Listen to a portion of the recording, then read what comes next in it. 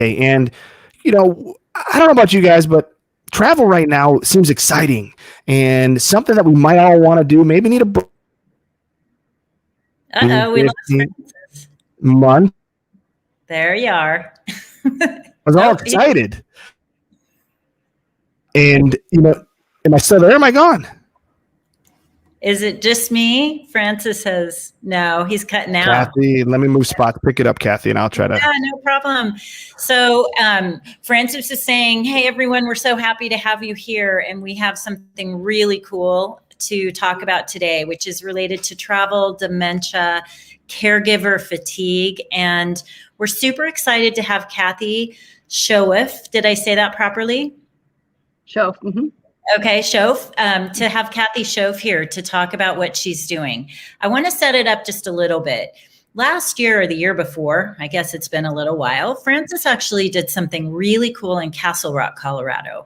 He secured a restaurant for an evening and invited anyone who has someone in their life who has dementia to come and enjoy a restaurant meal with other people that way. So it was a dementia-friendly dinner so that you could bring your loved one out with you and not feel like everyone was staring at you. And it was so amazing to experience that. I was lucky enough to attend that. What Kathy Shoaf has done is put that on absolute steroids. So really excited to have her share what she's doing. So Kathy, can you introduce yourself to our audience? Tell them who you are, a little bit about your background and what you're doing right now. Thanks, Catherine. I am Kathy, and I am a registered nurse. I am a geriatric neurology nurse, and I spent 25 plus years managing and running independent and assisted livings, home health care, etc. And after a very long time of counseling families and, quote, helping loved ones be in a safe, acceptable location, I realized that just because we have a diagnosis does not mean that life has to stop. Because the way I look at the world, we all have a diagnosis. Every single one of us has something wrong with us, and we still want to get to live and enjoy life. So I purchased a franchise through American Express Cruise Planners, and I studied and became an official licensed certified travel agent. And I create group travel opportunities for clients with a cognitive or mobility challenge and their loved ones to get to travel together, to have fun, to enjoy life, to create experiences that those caregivers are going to remember for the rest of our lives. And maybe most important, to give the caregivers a genuine, honest respite. It's not that we don't love our loved ones, because we genuinely don't know what we will ever do without them, but we need a break. And we need a break in a way that that they're safe and that we all get to enjoy that break together. So we create group cruise experiences all over the world. Most of them departing and returning to the US. But we travel between 7 and 14 days at a time. We create daily caregiver respite opportunities with memory cafe sessions, with opportunities to have adult daycare programming. We create daily senior Zumba, dance therapy, music therapy, art therapy, experiences that everybody gets to enjoy together. And then there are times when we just let the caregivers take off. So for a minimum of 2 hours every day, the caregiver leaves their loved ones with me and my staff, and they go. They might go to the bar, they might go take a nap, they might go sit on the deck, they might stand out on the deck and scream, but they just go. And we play games, we take activities, we go see movies, we divide them up into sections of interest and let their loved ones participate in something that they're happy doing for a couple hours. I think about this with my own parents, and they passed before COVID, but I was telling you before the show, Kathy, that up until almost the day my dad died, he would say, I'm going to go on an Alaskan cruise. It's what I want to do. And we just couldn't, because we couldn't care for him. At least that was our thinking at the time. We could not provide all the care he would need, even if all 4 of us kids went with him. And if I had known about you then, I think we would have definitely taken you up on it. I think it's really important for people coming out of COVID to hear this, because COVID has had everybody behind 4 walls. And if you need a break, this is a great opportunity to get a break. And as you said, Kathy, enjoy your loved one. Kathy and Catherine, am I coming back through now? Am I still acting? You are. I can hear you now. I moved locations, so I apologize for what was technology, Wi-Fi. That's what happens. Because I, work a lot with those living with dementia, Parkinson's, and Alzheimer's, and some of those other undiagnosed cognitive challenges. And travel is so important, through, reminiscent photos and things like that. But what I love about this is it's the physical connection that we can give to families, grandkids, great grandkids, spouses. You just can feel the excitement that you can do a trip at one point when you thought maybe you couldn't. And now you can, with the right tools and systems that you've created, to truly go back to what matters, and that's spending time together. Mm-hmm.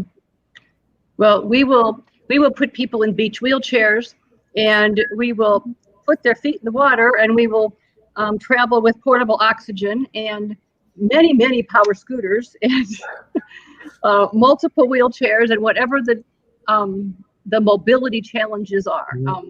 We've had caregivers that were in scooters and clients with a dementia that were more mobile than I am.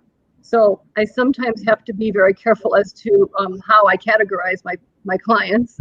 But I also encourage people to bring and use and accept many safety possibilities. Door alarms. We all wear and carry name badges. We put custom door signs on all of the doors of our clients so they can easily find their own cabins. We try to make this as easy as possible to keep people happy, comfortable, and not humiliated. I mean, I just feel so many times that people have challenges and then they just feel embarrassed or I can't believe my husband's acting this way. Well, we got this. We are going to be staffed at 1 professional to every 4 travelers. Wow. And so that's what's included in what we provide. That's going to come with the deal. And that includes RN support available 24/7. And yes, I have been up and down every aisle of every Highland America ship in my pink pajamas and my little white Highland America bathrobe, and we'll be there. If you guys have got a problem, we'll be there. That's incredible. So can I ask, why would you want to even take on this type of challenge? I mean, why? It's incredible. Don't get me wrong, but you're a nurse. I mean, you can pretty much do whatever you want in the medical field. I have never done anything in my staggeringly long nursing career that honestly felt like it mattered. When we walk away, these families have become our family. We have many families that have traveled with us many times. I have one family that has traveled with us 8 times. And many that have traveled with us 4 or 5 times. We provide for them an opportunity to still live. One of our guys down in Florida, he just calls and he says, "Okay, Kath, where are we going?" And I said, "Well, we're going to go to the Panama Canal again." He says, "Well, get me the right kind of cabin." Yes, sir. And trust me, he's in the scooter, and his precious wife, who has dementia, is not in the scooter. Kathy does not need to go to the gym because Kathy will be chasing Mickey around the ship. Can I ask, for the living arrangement, just for our audience, so one, I'd like our audience share any stories of traveling with your loved ones. I think it's so important we go back to connecting as people, right? Humans love interacting. Yes, is it great to do things across Zoom and this StreamYard? Fantastic. But we still love that interaction. So share any of your most recent travel stories. But are any of these older adults living in residential, some type of assisted living environment? So they're all living at home? What type of clientele can participate in your wonderful, amazing, cruises and vacations? Well, a full range of where they live. all the way from nursing home, all the way to independent at home. Wow. We have a lot of Parkinson's clients, and a lot of Parkinson's clients end up in nursing homes while they're still pretty cognitively capable. And so they may need the scooter, the power wheelchair, but we've taken numerous people from even skilled nursing that had their Parkinson's clients. A lot of independent and assisted living companies have actually done custom travel group trips with me. For instance, a certain company, Trilogy, for instance, would call up and say, hey, we want to invite all of our buildings and our families, and we're going to use this as a promotion. And then I will travel with that company, and they will come from, 7 or 8 states or whatever, however that company is spread out. And we will go on a date for a cruise for that company. And in those cases, we generally will take some of their nurses' aides, CNAs, and or even a QMA to assist with medications. All of those kind of programs I have done, and I'm very comfortable with because I've managed independent and assisted livings. And so answering those questions and getting the med list and making sure that the meds are are appropriate. My staff and I aren't going to give the meds, but we will make sure that it's all facilitated correctly. We take a lot of people that live in senior communities, say the Villages in Florida, for instance. But then a lot of people that are in their own homes. I have taken my parents on several trips, and they will join me in Alaska this year. And so it's a blessing that I can't describe to get to have them join me on some of these. And I don't ever want to pass up those privileges of letting them still experience life the way that they want to. Yeah, I'm just thinking, my grandfather, my mom's dad, had Parkinson's. He passed when he was 85. So that was the October of 2011. He passed. Very angry throughout his diagnoses. My grandmother, about a year and a half younger than he is, always wanted to go to Italy, but they were afraid to travel because of his Parkinson's. And so we ended up traveling in June of 2014. We traveled with my parents, my now wife, Sarah, and my grandmother, who at the time was, I want to say like 86, 87. And that was her first time getting a passport to leave the country. Wow. Wow. Yeah. But I wish we would have known about this, because this would have been, an amazing opportunity for my grandfather, because he felt like his life was stuck. And even though we tried some things, like we tried caregivers in the home, he'd get angry. But I think what I hope our listeners take away from is you're not stuck.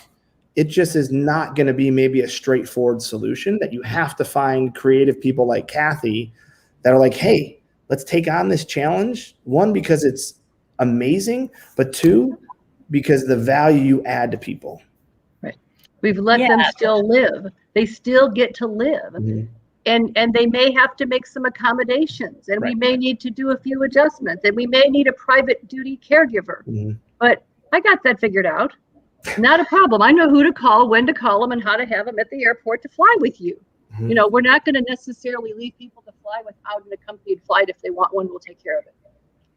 I think that's what I really hear for families who might be listening, because as you said earlier, Kathy, caregiving is profoundly stressful, especially if you're the spouse, in many cases. So it is to know that someone else has got this, someone else is going to figure it all out for you, and you get to go, you participate in that, but you get to go enjoy yourself and enjoy your loved one, because your loved one has all the right support systems around them and is able to enjoy it themselves and really, maybe feel like themselves that they haven't felt like in a long time.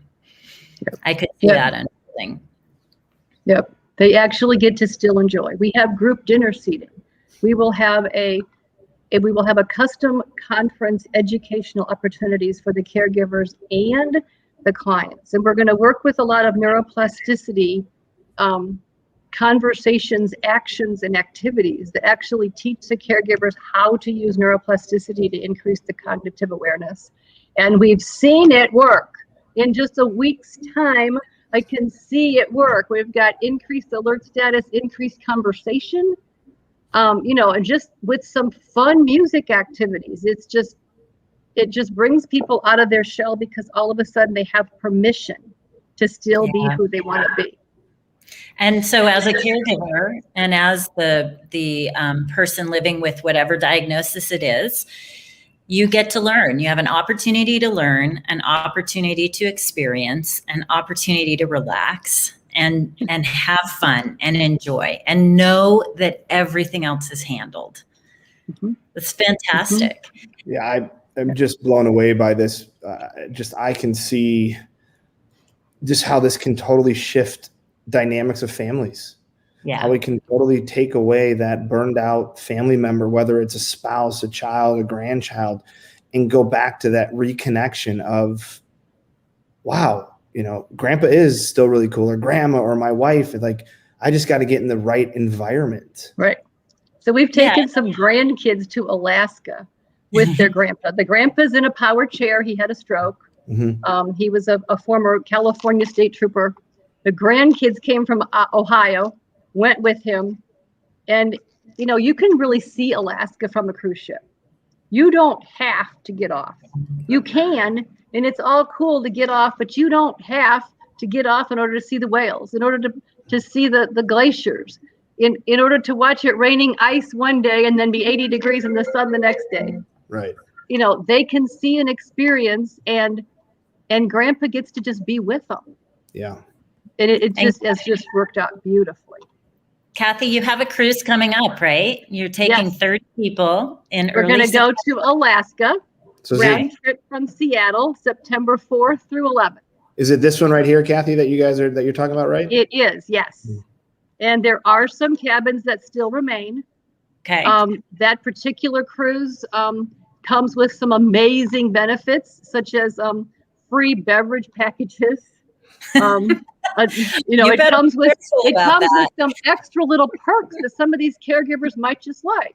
And sometimes when it's time to have this 2-hour respite that we have with their loved ones, they can just get together, go have a caregiver circle and have a bottle of wine. There you go. And I don't discourage people from just enjoying themselves for a couple seconds. Yeah. It's okay, because I've still got their loved ones safe. They don't have to have that overwhelming guilt that I can't sit down and do this for a second, because we got it. We got this. Yeah. If her husband needs to go to the bathroom while she's away, well, we got that too, because I'm going to have male caregivers. I'm taking a male CNA to Alaska who is now seeking his master's in gerontology, but he can still take your dad to the bathroom because he still knows how to do that. And he's going to be a great speaker, and he's going to be a great presenter at the conference, and he's going to do all these eloquent things, but he can still take you to the bathroom. And I think that's the point. We all just do whatever we have to do to keep your loved ones safe and happy. And, it is possible to go in the hot tub and sit on the deck in front of a glacier. And if somebody wants to do it, well, I've got a lunatic that'll do that with them too. So you have everything covered. And it's really important to think for listeners who might be thinking this could be cool, but I don't know how my mom or dad or spouse would do. Like, really think through all of the details that can be handled for you actually are through Kathy's company. And she'll work with you on, because we had a great conversation beforehand, she'll work with you on what the particular needs are and make sure that they're covered so that not only you have a great time, but your loved one has a great time. Kathy, I know that COVID was a tough one because cruises stopped, but you're back. And I think that's something we want to make sure everyone knows. If you knew of Kathy before and you're wondering where she went, she's here. She never stopped. She pivoted like everybody had to during COVID, but she's back and she's going strong. And I want to leave our viewers with one thing. Yeah. Just, they've got this. So put all that stress and worry behind. Take off your caregiver hat for a minute and go back to being just a family member and acknowledge that they've got this. And so, you're going to run the what if games in your head. You're going to, but what about this? What about this? Put all those away, because I can promise, after talking to Kathy a little bit before the show, prior to leading up to the show, they've got this. I can't say it enough. They've got it. Yeah. And there's always going to be a challenge. Nothing is perfect. Mm-hmm.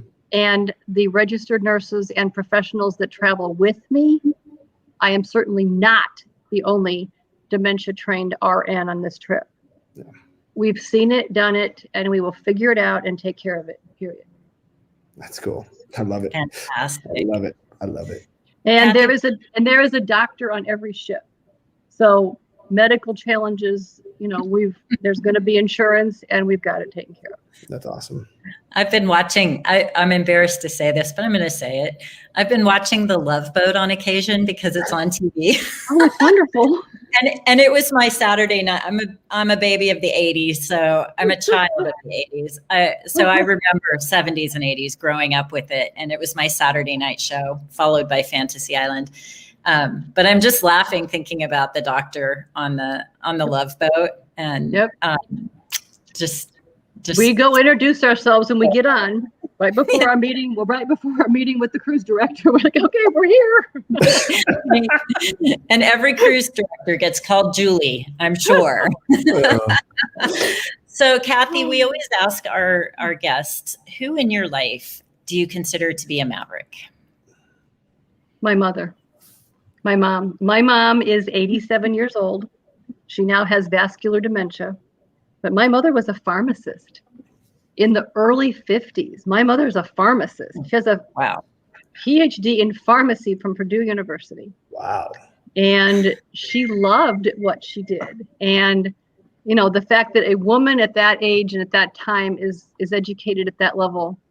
And she married my father, a metallurgical engineer. He became an international diplomat, and she just did it. When everybody else was simply thinking that they should be a housewife, she was at Purdue University as a chemistry major. Wow, that is incredible. And so she is truly that for me. And I think that back when she could talk more about this and understand what I'm doing, she was right there to encourage and support the fact that life's okay. She has now been diagnosed with a very rare vascular disease called fibromuscular dysplasia. And she's still going. She's the oldest known person that has that disease. And she has fought through a lot of physical and cognitive challenges, and she is right here with us. And she's going to Alaska. And am I going to have my hands full? Yes, I am. But I won't pass it up for a second. I wouldn't miss it for anything. But I don't want to put words in your mouth or some, but I guarantee these are some of the best memories that not just the people living with the diagnoses, but the families that go with it have of their loved one. Yes, the families leave. I have received testimonials that honestly I just sit and cry, because at the time I'm so busy and I don't really necessarily comprehend how it changes them. Mm-hmm. Yeah. We have testimonials of people that it just changes their caregiving journey and changes their ability to cope with what's happening in their world. Yeah. Mm-hmm. It's really, really worth it. Let's face it, what Francis said earlier about his grandfather having anger around the Parkinson's. This is normal. It's real. It happens to some people. The caregivers can get resentful and angry themselves. And so to give people a week or 10 days of time changes the trajectory of the rest of their relationship. Mm-hmm. And that's a beautiful thing. And there's mm-hmm. just it. Well done. Yeah. Brilliant idea. Brilliant idea. The caregivers, the caregivers, the spouses, the children, the grandkids, they honestly just bond together because they have this unspoken reality that they share, and they learn from each other an immense amount, and they don't even realize that that's a possibility before we leave home. And it happens every trip. I mean, it's just amazing how they can come together and realize that, well, he's in stage 1, he's in stage 3, and nobody knows what in the world she's doing. And they can communicate about the most painful parts of their lives. And it's really, really valuable. It's also a no judgment. And that was, it's Catherine, which I thank you for giving that highlight to the Dementia Friendly Night Out. The whole purpose, my mission and beyond that, was to say, stop being worried about the stigma. Stop being worried about what that person at the table next to you is going to think. If your spouse wants to use their hand to eat, we've seen it. Who cares? Well, and I'm going to put a caregiver right next to them and keep things cleaned up in it so that the wife doesn't have to worry about it. Exactly. But my point is, we've got to break the stigma that, just because, again, they're still living. And yeah, does it look a little backwards maybe to a normal person? Maybe. But if you truly understand the beauty of the bright spots, the window moments you can have with those connections of those living with Parkinson's and dementia, it's all worth it because they are still there in some capacity. You just have to look a little harder at times. Yep. And they still feel joy and happiness and love. Yes. Yeah. Period. So, they feel the same emotions. Period.